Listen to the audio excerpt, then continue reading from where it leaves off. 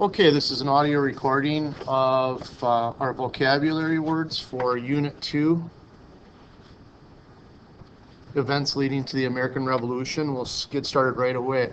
War debt is one of our vocabulary terms. It means money a country owes as a result of being involved in the war. In the war that we are speaking specifically in this situation is the French and Indian War. The war was between Britain and France, but it also included the colonies and their Indian allies on both sides. The colonists and England are victorious, but it comes at a cost. War costs a lot of money, and hence they need a way to pay off some of the war debt, so they look towards using taxes and taxing the colonists. And of course, we know a little bit about the problems that caused. Next vocabulary term is rebellion, which is a armed resistance to the government.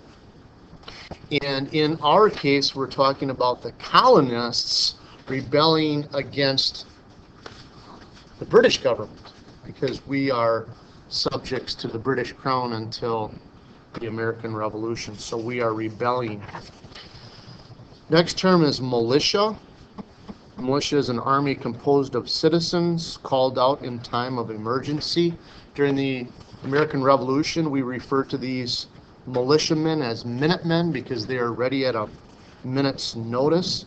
I commonly refer to like volunteer firefighters and first responders as kind of a parallel to militia, because or the Minutemen, because they're called out in a moment's notice. They are citizens from the community that are trained to be first responders and volunteer firefighters, but militia. Next word is protest. Protest is a formal statement that you disagree. In our study of the American Revolution, the colonists protested British laws in many ways. Some of the ways that the colonists protested the taxation laws were by like dumping tea into the harbor, tar and feathering tax collectors, boycotting certain goods that were made in England.